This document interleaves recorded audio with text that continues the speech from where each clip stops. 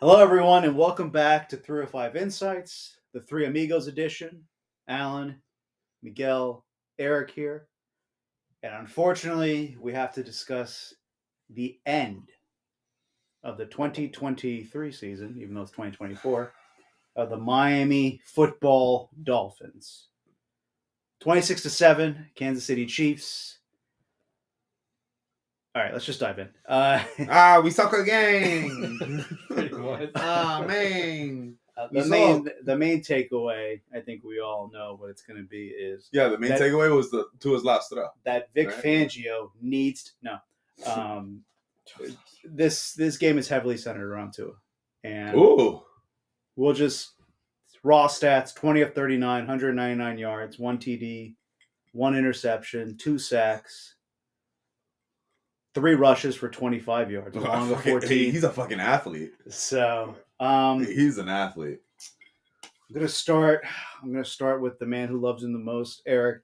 Just quick thoughts and feelings about whether the game overall and what you think about how Tua performed, and just overall the team performed. I would the similarities that I see with Tua and Kirk Cousins' career, Kirky, is getting louder. Like, dude, I want him to be good. I do. Yeah. It's not like I'm sitting there saying like, I want to be right. No, he shits the bed again. The narrative of they can only beat good teams. They can't beat good teams. They can only beat bad teams. It just seems that Tua, he's a great passer. He can throw the ball. He can throw it. He's got a decent arm, but I think we're getting to a point that you have to be mobile.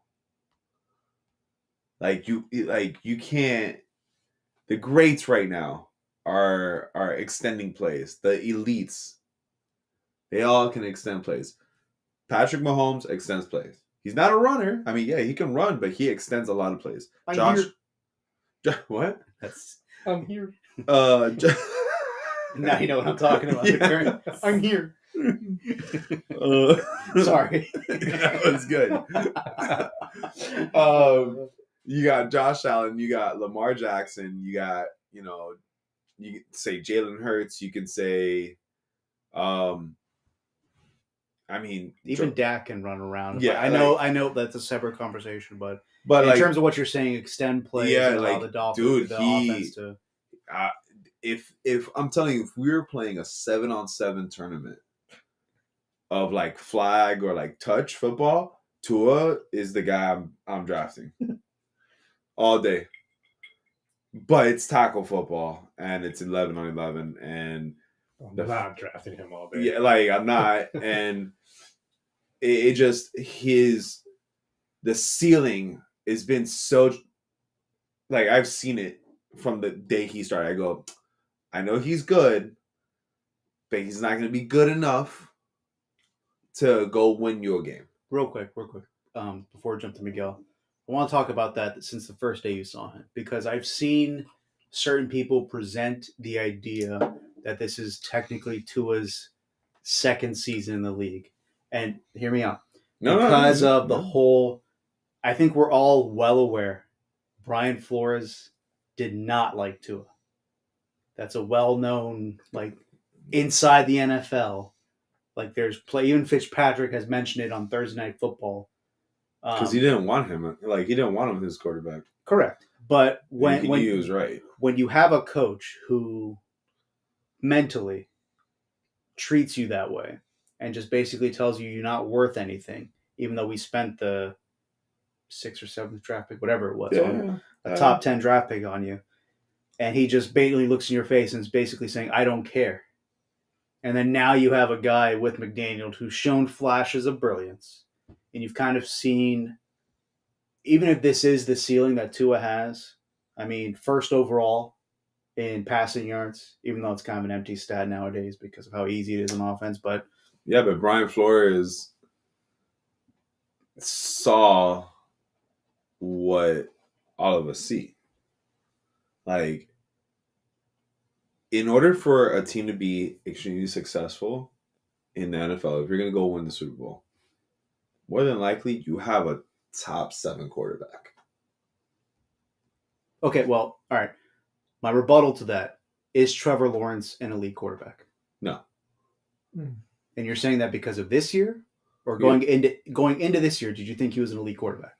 Going into this year, I thought he was going to be a top 10 quarterback. Okay. Now, unfortunately, injuries ravaged his season.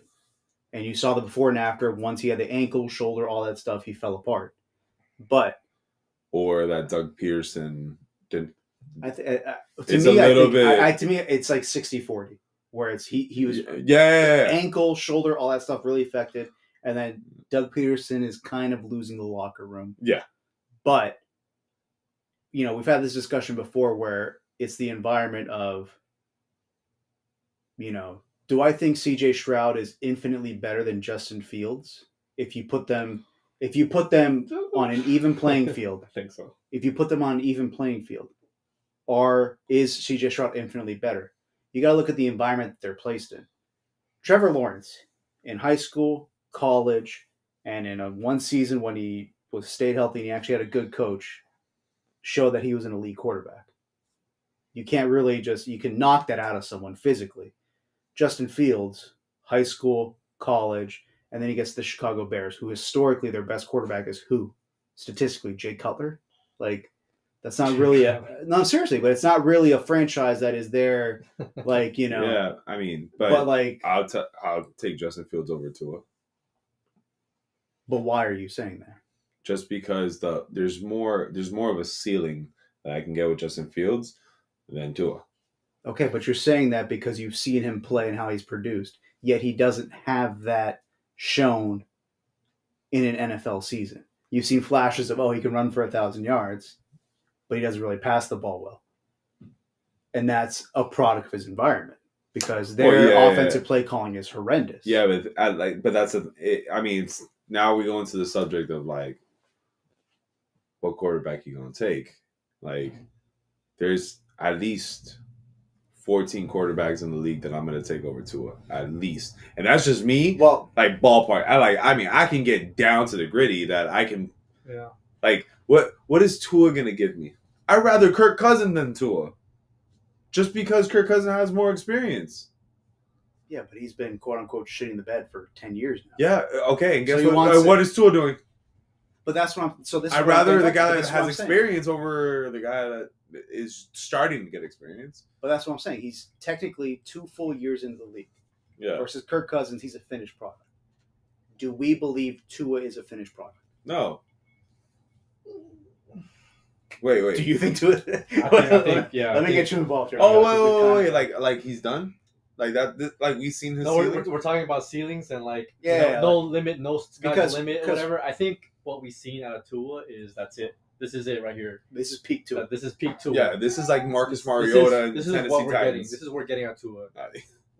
As a fan, as a person watching the game, this is it. This is the highest I will see him go from the beginning, the first game of the season, to the playoffs, to see them game by game manage each game through the tight games in the fourth quarter, playing against the good teams. I think for me it's peak Tua. This is it, and the coaches and Chris Greer need to think, is this the guy? And personally, I don't think he is. So that's my opinion. So, and this is the discussion that I think it's what it really boils down to. As a fan, from our perspective, or from a franchise perspective, are you okay with having a good to very good quarterback? Because I think all three of us are on the same page here. Tua isn't elite. And again, I've stressed this before. There's nothing wrong with not having an elite quarterback. If everybody was elite, then nobody's elite. There's 5 or 6 maybe elite quarterbacks in the league right now. Sick bar. So thank you. I wrote that down. That's nice. But that was really nice. As a franchise, are you okay with the very good? Take Kirk Cousins. I think the I'm still Vikings. tripping out on the bar. I think the Vikings are satisfied That was fun. in a sense with having Kirk Cousins leading them to 10 to 11 wins a season. Now you may, if everything breaks right, you may reach the championship game and stuff like that. But in reality, Minnesota's never going to be a Super Bowl contender. So as a city, as a franchise, are you okay with Tua being a 10 to 12 win quarterback, a 9 to 12 win quarterback? Yeah, we're back to being the Dolphins, what they were for Wannstedt. Yeah. But that, I mean, you know how I see it. That like okay, you have C.J. Stroud, you have Jordan Love, and how I'm thinking and how I see Tua and how I'm gonna compare is the fact that they don't have a Tyreek Hill, they don't have maybe a Jalen Waddle, maybe they do, but these like they don't. They're like, are we gonna to me like I'm already thinking like I'm gonna consider them elite. Jordan Love just beat the Cowboys, C.J. Stroud just beat the number 1 ranked defense in the league throughout the year. And Tua is facing a Kansas City team that it didn't really play up to what people predicted them to play out as this year. So just me looking at that picture right there, like these rookie quarterbacks outperforming person who played a year before and had a chance to like get some experience on his belt, and then this full year and had a number 1 with Tyreek Hill, with Jalen Waddle, with A-Chain, with Mostert. Like he has a team built around him in order to succeed, and he underperformed. And literally, like I'll go back to saying like he hit his peak ceiling. That's like saying like when you talk about mobile quarterbacks, Ben Roethlisberger was not the fastest guy, but damn, that guy, let me tell you, that guy he would go down. That guy can extend a freaking play. Yeah, and he's slower than Tua. And it's a shame and it's sad that I'm comparing and even thinking that that's the case, but it is the case.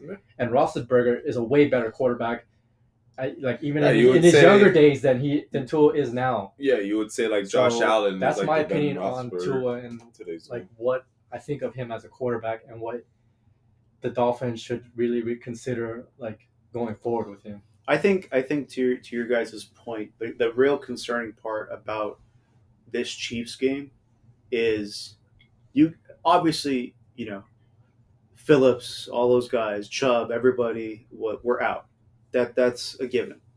The offense from a impact skill positions was healthy. Now you could say, what's his name? Is it Connor Williams, the center?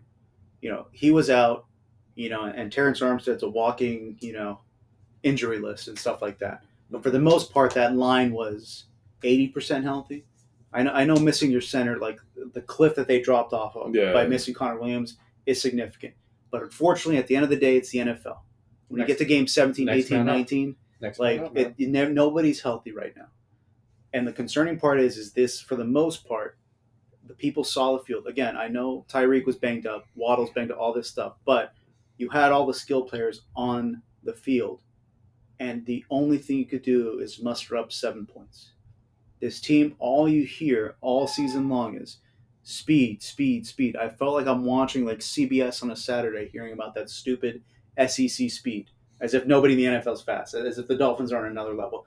And to an extent, a lot of their guys are. But like you guys are saying, we're missing an element here as to where you have Waddle, you have Tyreek Hill, you have H.N., you have Mostert. There's a balance to this offense on paper. But when the game is played on the field, something goes missing against the Chiefs, against the Bills, against but that's okay. That right there is two things: is McDaniel's being stubborn, right? He said, "Fuck it, I'm gonna keep the ball in Tua's hand," and Tua doesn't deliver because what happened with that's apparent though. Like McDaniel's, we all saw it this year. Like he had a game plan, started out with it, and then he just didn't finish. Yeah, he didn't stick to what was apparently the strength of what was winning the game. For him, you run the ball to open up the passing, which historically I never understood that. Like we were really good at running the ball. Away from something that you're good at. But this is what we've talked about for 2 years in a row against the Bills, where Mostert had 100 yards last year, and they finished with 108. Or no, that was this year. I'm sorry. The Dolphins this year had 101 yards at halftime. They finished with 108. The year before, I think Mostert had like 105, and he finished with 116. Like when you're being that efficient, to your guys' point, it's almost as if like I'm the smartest man in the room. Like all the quirkiness that we've come to love about Mike McDaniel, but at the end of the day, like if that sweet motion with Tyreek going into a 35, 40-yard fade route doesn't work, it's like, oh, well, what are we going to do? Well, but you also look at it. I think what happens a lot is, and I feel like it's fucked up to say it, but it's like McDaniels is trying to put away the game. He can't put away the game. He's trying, which look at Denver. Yeah, fucking, he scored 70 points. He was hot when, as a coach, you stay with a hot hand, right? Hey, we're going off of this. Now, what happens is we're running the ball, right, and we're being extremely successful. And this goes for most of the games, right? Because it's a very common thing. You run for over 100 yards in the first half, and then second half, now we're throwing it. Reason why is, all right, we've been running the ball, but now I want to score quick to put this game away. I want those daggers. And there's been several times, give Tua the ball. It's always like the third quarter, give Tua the ball, 3 and out. Quickest 3 and out ever.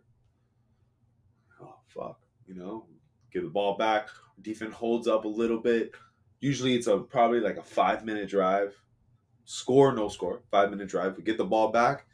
All right, if they scored, for sure, there's no doubt in my mind, we're not running the ball. There's no doubt. There's no doubt. We're not going to even attempt to run the ball. So we're going to throw the ball because McDaniels is saying, fuck you, I need points now. I need to check your shit. Yeah. And that's what happens. And what ends up happening is that Tua gets the ball, the shit ain't there, and then it's a quick 3 and out because his offense, remember, Tua led the league in the quickest release. So it's you're set hut, quick, hoop, oh, incomplete, clock stopped. All right, let's do it again. Hoop, pump fake, oh, out. 3 seconds. It's kind of like McDaniel's kind of putting pressure on Tua, huh? Well, I don't think he puts pressure on him, but it's like, hey, bro, hey, this is what, hey, you got this, right? Yeah, like, hey, like we're changing up the whole game plan out of nowhere, but like I need you to like take over, like right now. Like there's like no pressure, but that's the thing is that like that's what holds me back about Tua is that when it's like, hey, Tua, it's Tua time. We get the shit to bed Tua time. We don't get the oh wow, So, in that sense, and I'm not trying to like play devil's advocate here. Yes, you are. But in the sense of you have Tyreek Hill, you have Jalen Waddle. That's pretty much it. No, Cedric Wilson. Say that with a straight face. Are you serious? Say that with a straight face. Look up the stat. He has the most first down catches. I mean, third down catches on our team. You know that, right? Okay. Show me his stats where he has 350 yards in the season. Wait a minute. Because when Tyreek's are you looking for a stat guy? Or are you looking for a guy? No, because I'm asking. Because if Tyreek's out and Waddle's out, how much of an impact does Cedric? Well, no shit. Your 1 and 2 are out. No. They weren't. No. They weren't out on the same game. I'm saying when Waddle's out, or when Tyreek's out and Waddle's in, or Tyreek's in, you have to bank on Cedric Wilson. How successful is that? I mean, he's scored a touchdown 2 or 3 games. In those last 3 games. It's bad when your depth is Cedric Wilson, and then it goes to a non goes to a UM wide receiver. It goes to Craycraft, Berrios. It goes to Anderson, who is at best where he was at all season. Because all that guy can do is there's no wide receiver room that deep. Okay. There's no wide receiver room that's deep like that. I'm not saying it's deep, but when I'm saying if you look at, you think the Dolphins is deep? No, but I don't think that's what I'm saying. No, I'm saying But this is my thing. When I'm saying, we're talking about stats, straight up stats. Cedric Wilson, 22 receptions in a 17-game season. Yeah, let's remind 22 receptions. Yeah, I believe 296 yards and 3 touchdowns. That's your number 3. Can we look at how many? Oh man, that would be a good stat to look up. How many first down catches he has? You're really gonna just sit on this one. Okay, So out of those, that's no. Let's okay. Out of those 22 receptions, let's say 8 of them that's good. are first downs. I'll take them. Like no, but what I'm saying, also to the target rate. But look at the target rate. It's either Tua or we die. I mean, it's either Tyreek or we die. That's all it is. And then, but that's all it is. But we haven't. Okay, like we have Cedric Wilson, who we maybe our number 3. Mm-hmm. And now we go to tight end. The Dolphins were I believe the stat is the Dolphins were the only AFC team to not have a touchdown from a tight end this season. Good stat. Now, when you don't and again, I'm not a. Who's your source? Barry Jackson. Well respected Miami Herald columnist Barry Jackson, 27 year. Anyways, but it's one of those things where I'm not advocating that Mike Gesicki should have stayed on the team, but because of the costs and how he fits in this quote unquote system, but there is something to be said that for how much Patrick Mahomes struggled this year, and again, I know Travis Kelce's on another level when it comes to tight ends, but you see that position in of itself is built off of, in this new age, of a 6'2" to 6'4" guy who weighs anywhere from 230 to 250, who's too big to be covered by a cornerback or safety and too fast to be covered by a Kyle linebacker. Pitts. That guy, I feel so bad for that guy. Like There's that is the most wrongfully used tight end in the league. Between him and Bijan Robinson, like Arthur Smith should have been fired 6 weeks into the season. Like, I don't understand how. Like, if you could imagine Kyle Pitts and the Dolphins, like, please don't tempt me. But again, that's not a person that Mike McDaniel would get. Yeah, because he doesn't block. Similar to Gesicki, yeah. Like, yeah, we're looking for a unicorn. That's right. Yeah, I love it. But I mean, we don't even have a tight end who's going to get us 500 yards because our third wide receiver only got. I said he got 350, and I was way off. He got 296. But now we're going into the offense is gimmicky. The offense is it's basically Tyreek's in motion, so the corner's not set. The corner is not on a set receiver, which ends up being the fastest receiver in the NFL, and it's an option route. That's all. That's literally what I see every single time, because there's been times like there was, I think in the KC game. In the KC game, when he missed Tyreek, coming on an in route, but he wanted Tyreek to sit, but Tyreek kept going inside. So it's like it's always an option route. It's always an option route. That's what I think it is. So you're telling me in the NFL, your quarterback saying, "Hut, hey, here we go. Here we go." That's exactly what it is. And the guy comes out and he's reading one player. He's reading one player because that route is not set. He's reading one player that whole route. Once Tua's knock, take away his first read, he fucking shits the bed. I don't know. Maybe. Now that you say that, I feel like that's how Tua played the whole season. Wow. Unfortunately, Kurt Warner. It's like a circle. Yeah. It's like a circle. You just come back to it. So, all right. So, with that being said, we'll start with you, Miguel.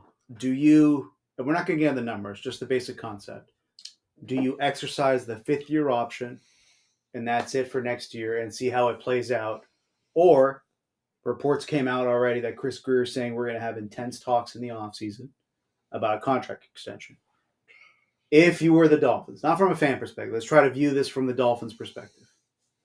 Would you just go the 5th-year option, or would you extend him? Well, when I heard that Chris Greer was wanting to extend, I wanted to throw up in my mouth. I was just completely disgusted. The fact that it makes me think, like, did they even watch the game? Do they even realize the fact that, the way he played, with all things considered, in terms of injuries and all that stuff, and I don't know. I think I just feel like they're gonna strike out on this one if they extend them, and they're gonna waste opportunities in free agency, maybe trades, or maybe even through the draft. 5th-year option is an option, right? Like, they don't have to give him that It's option. either like, going to be let you him extend go. him. Like, hey, that's it. We're not going to give you the option. They can't do that. Well, that's another option I even considered. Like, do you need not exercise it and just get a free agent and then go from here? Yeah, so That's the third. Like, so you're saying, okay, cut him or not do the 5th year option and just go leave him as a free agent. Do the 5th year option or extend him. You're saying you would cut him or like not I even. would like, not even offer him. Because I think the 5th year option is like $28 million or whatever, which isn't terrible for like today's. Okay, NFL. but then if I go that route now, if I'm thinking like, okay, am I going to exercise this option, and he's not going to be my starting quarterback, I'm going to pay $28 million to a good backup quarterback. Well, I see how you really feel about too. Backup quarterback. Eric. So I'd rather just go the route of like, just nip it in the bud right now. See what we can get. Honestly, I'll go fucking Kirk Cousins at this point. What is you guys' obsession with this mid quarterback? Like, okay, well, because we have one. He's consistently consistent at least. But he also, I feel like if you put Kirk Cousins on the field with Tyreek Hill, Jalen Waddle, all these weapons, maybe through like injuries or not injuries or whatever, throughout the whatever scenario you want to put it, I think he can like perform way better than what Tua has. I don't think that's the case because in Minnesota he's got Justin Jefferson, TJ Hawkinson, right? That's the tight end they have over there. Oh yeah, because he got traded. And who's your number 2 right now? I can't. The Addison, the kid from that's in. Is he there? Yeah, he's there. He's number 3. He's the number 2. He's but then he's very good. But those are your weapons. I also think what Eric brought up is about the whole hot take on Kyler Murray, and we'll get to that in a second. Eric, I wouldn't mind seeing Kyler Murray. We'll get to that. We're talking about mobile quarterbacks here. We'll get to that. Sign me up for Kyler, man. Yeah, sign you up for a $40 million a year guy who plays Call of Duty all the time. Eric, are you going to not exercise the option, or extension? I would. It all depends. I don't know, man. Looking at what's available, I would not extend. Yeah. But if let's say those candidates weren't available, then yeah, I would extend. Yeah. I'll tell you that. I think that's the route that I would go. Just because of the fact that we have a roster to win now. And I think we've seen the limitations of what Tua can do with the roster. Yeah. So if this is the limitation, then I'd rather take a gamble on the market to see what's out there. If I fall flat on my face, at least I fall flat on my face because I already know what I'm getting with Tua. I would say that. Okay. They should real quick. They should not go straight into Tua. They should really like weigh in the options of what's out there instead of rushing into just signing him or giving that option right away. Yeah. They have to weigh in the options. They can't rush it. All right. So coming up next, I think what we're going to try and decide is what do we think of Mike McDaniels? The concept of, I'm not even going to say concept. I'm not even going to give a spoiler. Just stay tuned and we'll figure out what we're going to talk about Mike McDaniels next. And we're back, folks. And today, wow, we're still in the same podcast. We're continuing talking about the Miami Dolphins, and specifically, we're going to discuss the coaching staff. We're going to start off with Mike McDaniels. Do you guys think, I'll start off with you, Miguel, is Mike McDaniels is his seat warm, lukewarm, slightly warm, low heat for next year? For next year, so if they, I guess I'll just throw it out there. What I think of what their record might be next year. If they have the same record next year, and they don't win or they lose games that they shouldn't lose, then yes, I can seriously consider him being on a hot seat. And also depending like throughout the season, depending on his play calling. Like if he doesn't adjust or learn to adjust or like take a good look at himself and how he managed this season, and then whatever happens in the offseason and whatever comes out of it, expiring contracts, trades, cuts, does he learn from the mistakes that happened this year. Like, is he able to adjust? Is he able to utilize players correctly? Is he able to manage the game better? And if not, is he willing to give that mantle to his offensive coordinator instead of him just having like all that on top of him? Like, I just think that there's a lot of criticism out there on how he calls the game, and I'm one of those people that definitely criticize him really, really big. But I think definitely depending on how the season goes next year, he's going to be on a hot seat. Especially if we're in win now mode, like we're gonna have to we need to, and we're missing the winning part. we need to figure out this puzzle that's been going on since what was it, the drought since 2000? We haven't had a playoff win since the year 2000. Since 2000, so it's I think we're now the new It's owners pretty of the longest playoff prevalent. win drought. Something needs to All happen. sports. Yeah, in the NFL. Oh, man, jeez. Something All needs to sports. happen. Chris Greer has made moves. We made contracts offered and stuff, and it's not clicking. The puzzle piece is still on the ground, lost. Like, we just have not found it. Eric, thoughts on Mike McDaniel's cold seat, warm seat? I mean, the standard is that next season you don't win a playoff game, you're out. Mm-hmm. If you don't win a playoff game, you're done. Because if the for example, Or if you don't make the playoffs. yeah, it's if you don't win a playoff game next season, you're out. Regardless of the circumstances, if somebody gets hurt, whatever happens to the roster, because I think we can all agree here that Chris Greer has given him everything. More or less, yeah. Everything to win now. Not I don't know about Chris Greer in drafting status and stuff like that, but as a coach, to have a GM and an owner spend that much money to equip you with gifted players, if you don't win a game, a playoff game next year, you're done. Mike McCarthy is in that same hot seat right now. He's gone. You see how easy it is for you to say he's gone? Well, the reason why I'm saying that is because there's a different type of ownership there. I think Mike McDaniels will go through next year unscathed, in the sense that this team seems to be No matter what happens. So when you say no matter what happens, I'm picturing worst case scenario, and Tua getting injured again, and they have the playoffs with Mike White. I don't think he gets fired. You can't justify a fire. The reason why Mike McCarthy's getting fired is because you have, a top, on paper, a really good defense and the top offense in the NFL.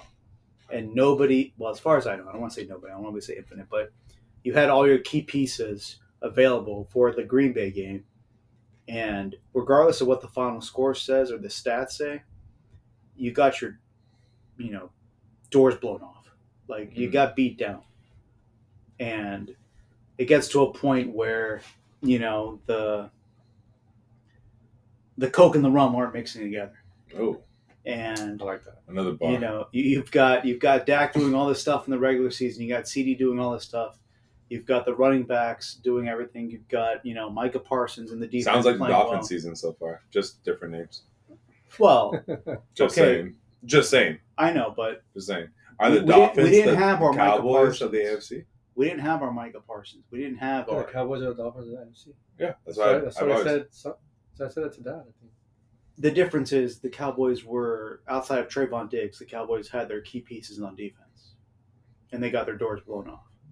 We didn't have our key pieces, and we held, even though it's not that impressive considering how the Chiefs are playing this season. So you think it's but okay. We're talking about Vic now. Compared because I think Vic. Okay, let me talk. We'll get to Vic in a second. So my opinion on McDaniels is I think he's safe, and I think next year, if he makes the playoffs, he's safe. If he makes the playoffs, he's safe. If he loses, it depends on if it's another game like this game. I think he will get in a hot seat for the year after. Depends. I don't think he's getting fired. It depends the way he loses. as well. I think he's in the hot seat going into 2025 if it's another 26-7 performance in a good weather type thing and all that stuff. Because I don't really think the weather affected it as much. Yeah. But if there's like no cold and no again, this is what we talk about with McDaniel's, where you have to make I hope the weather did affect it because I saw some Tua throws. You have to make the adjustments though. Jesus Christ. With that, but going on to Vic Fangio, I saw someone say, "Man threw it to the first row." What was it? What was our defensive coordinator? Bayer? Who was it last year? Jordan Boyer. Yeah, someone was making fun of him. Brian Boyer. I think it's Brian. Something Boyer. Ryan Hoyer? It was no, oh my god. A quarterback for the Ryan Hoyer? Texans, Browns, or whoever he was. No, but he threw it to a lot of defense. Someone was making fun of Vic Fangio where they said, "Oh, it's been amusing watching Fangio turn into Bayer towards the end of the season." I think that's an unfair comparison because you have to work at I've had my mistrust or issues with Fangio throughout the season. However, towards the end of the season, he was working with what he had. I mean, I've been saying this for a few weeks now. Like, Melvin Ingram was coaching his kids like 5 weeks ago and just chilling, living that dad life. Now, all of a sudden, it's like, hey, we need you to cover, Dalton Kincaid in the flat right now. And it's just like, come on, guys. Like, again, you go from having Chubb and Phillips. And I know we haven't recorded a podcast, so I want to. It makes me wonder if the game that they had is it impressive or is it not impressive that you held the Chiefs team to 26 points in some brutal weather? Yeah, with the personnel that he had. With the personnel that he had, yeah. It was the definition. You have to really think damn, it was the definition. He literally had Ben nobody. He had nobody because the Chiefs got into the red zone quite a few times, but. Yeah, because they held them to the field. You know why, right? Because our offensive drives are lasting less than 15 seconds. Yes. So, okay. No. Yes. Okay. Yeah. Game time, 15 seconds, real time. So that's the question, right? If we were completely healthy, do they flip the script? Okay, real quick, though, before I forget. Go. I know we haven't recorded in a while. I do want to give, as the kids say, Bradley Chubb his flowers. Wow. Because once Phillips went down, all season, we've been making fun of the fact that we've been giving Chubb this vast contract. And when Phillips went down, the man flipped the switch. I don't know what he did, but he really showed up, showed out, whatever you want to say. He really performed up until that Baltimore game where he shouldn't have been in the game. And that's another indictment on McDaniel's, where after the post game, he goes, "Oh, well, hindsight looks like a bad idea." Who knew we wouldn't come back from 34 down or whatever it was? That he should have taken him out. Yeah, we were down 35 points or whatever it was. Why is he still in the game? There's nothing that he needs to work on. Just add it to the list of things that McDaniel does But wrong. That being said, again, going back to Vic Fangio, I just want to give Chubb his credit. I think Vic Fangio, for all the hype, once everybody got on this team in terms of Ramsey and all those things, he really showed what he could do. I don't think the defense was the problem. And I think Fangio, as long as he wants to coach here, he's welcomed. However, X might not be here next year. Ramsey's going to be a year older. Ogba's gone. Well, he definitely does not fit in this system. Whatever Fangio runs, he just looks at Ogba and says, "I do not need you." He has that $64 million contract, which isn't guaranteed, but it's a large piece of the salary cap that might be dedicated to him in dead money and stuff like that. I think, then that leads into the question of the off season. If I was Chris Greer, I'm done with my offense. Our strength will be our defense next year. That's where I want to be at. Because right now, we can't rely on our offense being our strength. Because we won't survive. Just because of...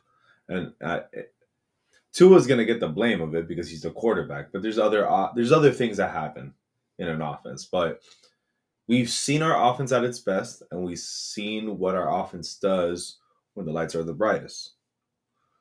So looking at that, you got to look at the other side of the field. What did they do when the lights were the brightest? They did pretty good. They held their own. So if they're holding their own with the lack of personnel, I got to build off of that. Because you know what? I'd rather be a team that holds another team to less than 18 points a game. Because you know what? We got Tyreek. They're going to score at least twice. We got to score at least twice. You're going to tell me that if we score more than 2 times, we win a game? I'll take that every day of the week. It's probably the ugliest thing ever. But I would build off of our defense. Vic Fangio, we have a solid secondary that's young. Got Javon Holland, Snowman. And then you got Brandon Jones and I forgot his first name, Elliott. Deshaun Elliott. Those are young.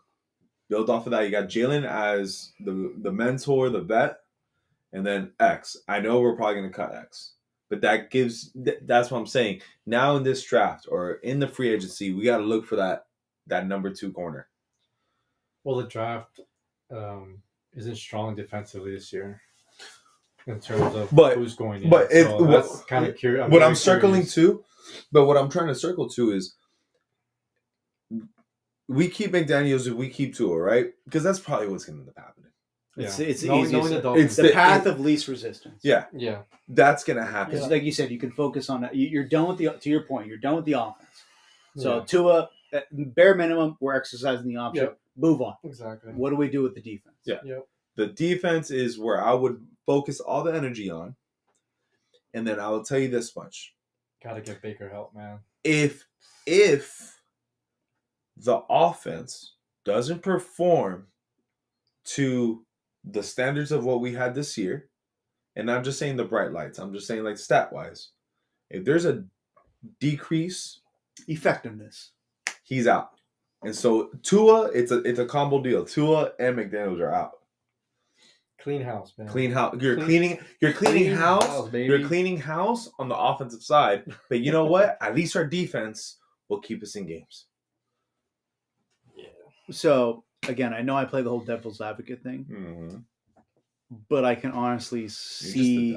Beg your pardon? The devil. No, but I can honestly see with what you're saying in the sense of we've been discussing this for a better part of a decade. No, for a better part of a year, that they've gone all in they're going to go all in for the next 2 years.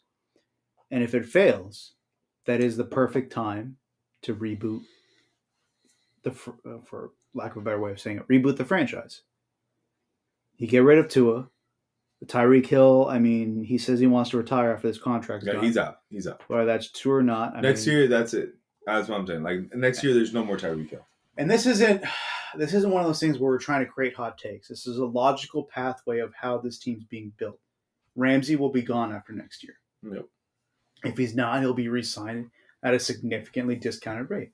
Or he's going to do the whole ring chasing thing and find the next team that can need a solid corner. There's times where Ramsey does show he's still that elite player, but it's in flashes where you see that guy, even in the Kansas City game, there was times where he bit on a certain move, and whoever it was wide open. I don't know who it was. Like a stop and go. Yeah. Stop and go. And he was cracking up about it because he's like, whoo! That would have been on someone's highlight reel. But anyways, so I do see the concept of where that's going. So if we're talking about the defense, with X, do you cut him? With Wilkins, do you re-sign him? You cut X and you re-sign Wilkins. You have to go that route. Your D-line, like I just said, your D-line would be great. Defensive tackle's weak in the draft. Like they're not going to find anybody in the draft to replace Wilkins. And then who knows what's going to happen in free agency. The drop off of uncertainty if you get rid, if you let Wilkins walk out, because Wilkins did plays. He made plays this year. Like he made a play in the Buffalo game. Like he does things, and clearly, super energetic person. I mean, we talked about it in the beginning of the year about him. Yeah. I know Miguel since day one. You wanted him to be re-signed before anybody else. Yeah. Like that's been your guy. But what I'm saying is that Steeler, like those two, bam. You can be young and you can be rich in other positions of the field, right? Yes. You can't. Yes, but you can't just spend all your money, right? You gotta, in order for you to be successful, there has to be one cheap position in both sides of the ball, and the only way you can get cheap is by drafting and young. Right now, We got probably Javon Holland right before he's going to want to ask for money. Next season, he's going to ask for money.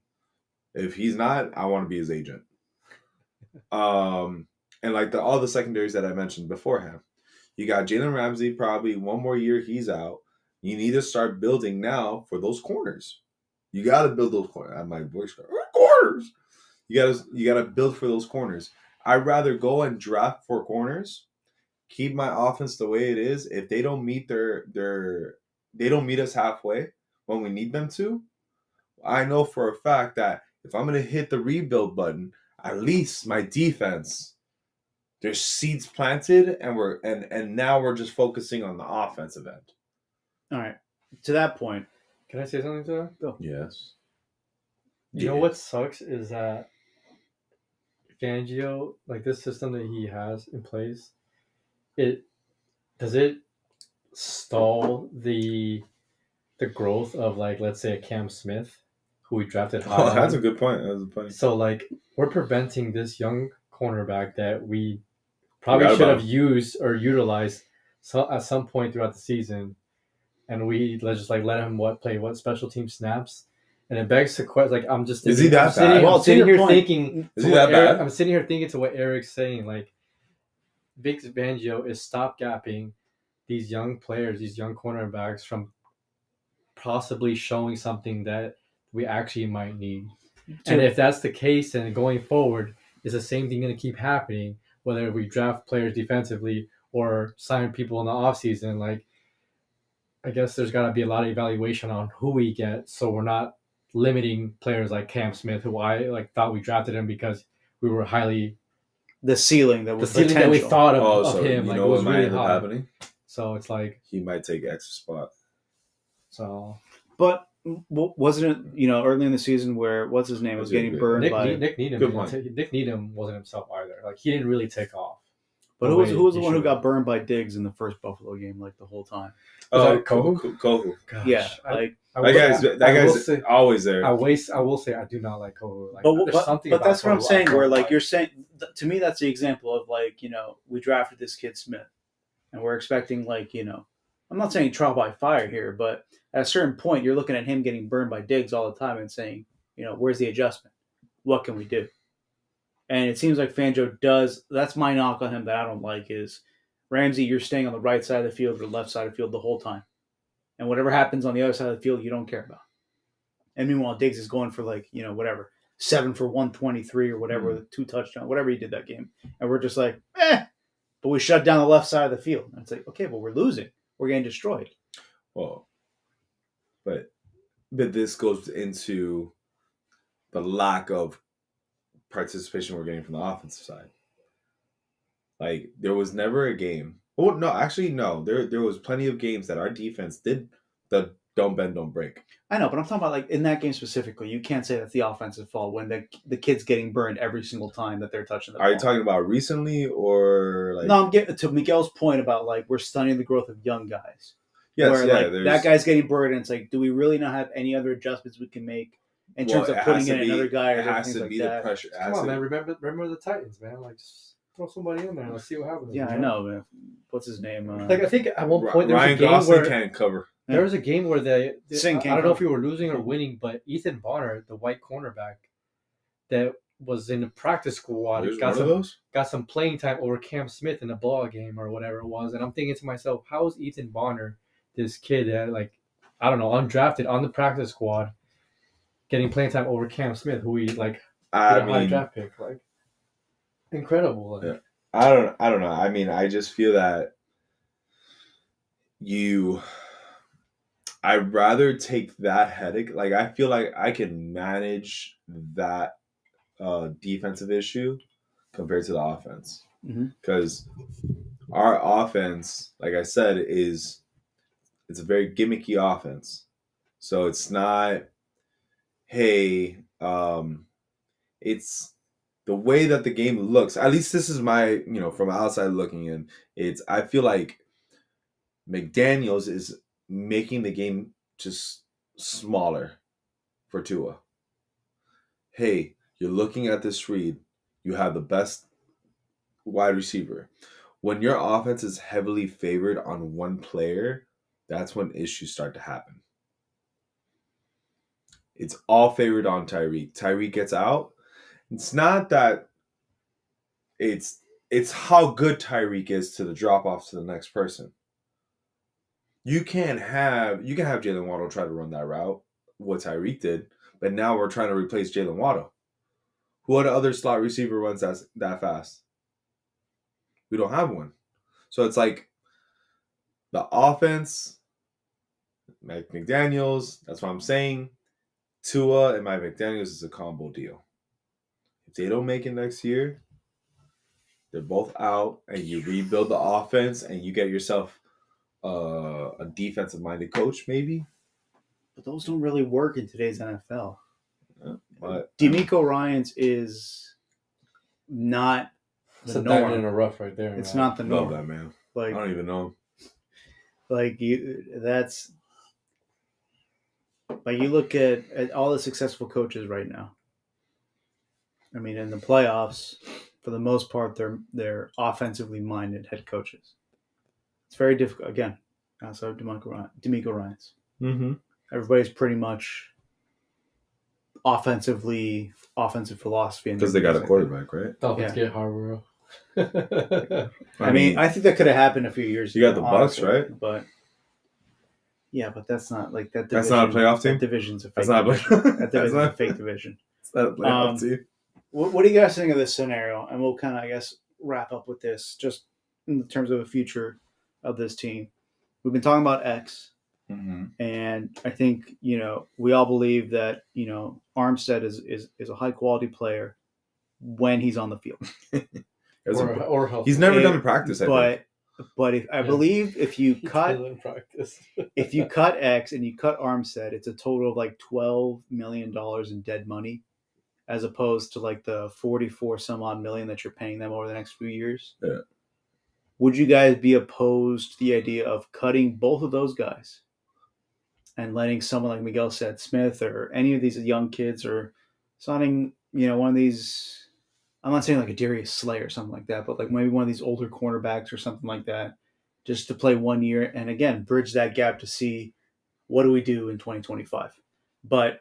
And then you take your first round pick that you have, which is going to be in the I think it's low 20s, yeah. like 23, 24, and you get an offensive tackle, and that gets you the cheap option at offense. And like you guys say, we're not touching offense, but we're replacing Armstead with a cheaper option and taking those resources and shifting it towards the defense. Maybe signing that veteran cornerback to replace X, and then using that money that you cut X for, we put that towards Wilkins.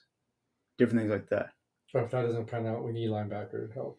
If you're gonna, Because the coverage basically, of linebackers is so bad. we're paying defense. We're just reallocating resources. Yeah. We're paying defense. Yeah. But to me, that's the most efficient.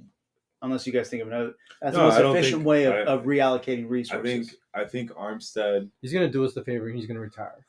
He says he's been thinking. The dude can't stay healthy. He has to think about his health first. Like if you're anybody in the world, like you're thinking, like when it comes to work, football's his work. You want to think about your health first. He's gonna retire. He has to retire. On paper, he should. Yeah, but until the Dolphins cut him, I think he's going to want to come back because he's got a decent amount. No one else is going to. I don't think. No one else is going to pay him what the Dolphins are paying him, because you've already seen for the last. Is it 2 years or? Yeah, it's been I think it's been 2 years. That he's not really like. Again, there's a reason why the Dolphins were able to get a left tackle of his caliber, because those guys don't reach free agency. Yeah. Damn, didn't we have this good left tackle, and now he's playing for the Texans? Jake Long. No, Larry Tunsil. Are we talking about Tunsil here? Yeah. Jeez. Well, that guy got us like 30 draft picks. Yeah, he got us. I think in the end that kind of worked in the sense of we built half our offense. We had a huge drop when we lost Kenny Stills. He dropped it. Where is he now? He might actually fit on this team. Well, the Kenny Stills of 4 years ago. Yeah, exactly. I don't know if his hammies will. Will he sneak the fourth? No. But no, I think the route that you have to go is you focus on the defense, because there's the defense you can build off of. You can build off of that defense. You got a defensive-minded coach that's been in the league. You know what? If we're gonna try to win now, which obviously this is the last window is next year. Like I said, man, you want to rebuild not a whole team. You want to rebuild one side. If you're the Dolphins thinking future wise, you deal with what you got on offense because you know what, you did the most that you could. And if we're not upgrading the quarterback position, which you can, I like getting Kyler Murray, getting even Justin Fields. But Justin Fields might cost you a second round pick. Well, that's the problem. But that's the thing is that it's the route that you want to go. I think even though I don't think Tua's a good quarterback, he's a decent quarterback. I live off of that and throw all my money and all the money that I threw last season on offense. I'm gonna throw it all on defense. Make sure I draft defense. I build off of defense because offense has been set for the next 2 years. So, all right, real quick, we got about 2 minutes left. Final question, guys. Overall, Miguel, was this a successful season? Yes or no?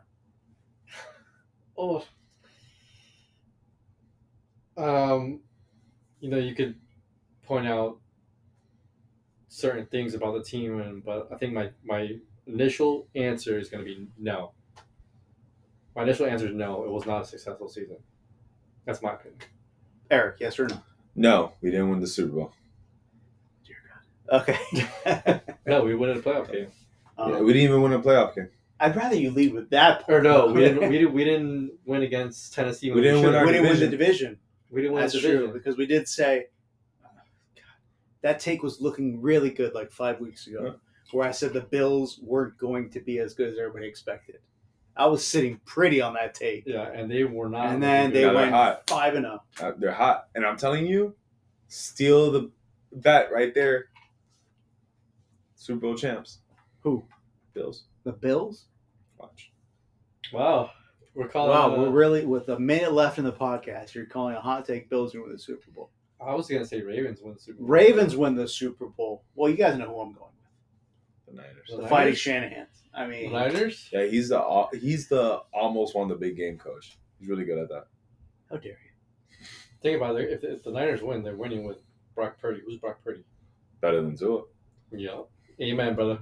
Well, that's worse than Tom Brady with your system quarterback, don't you think? Amen.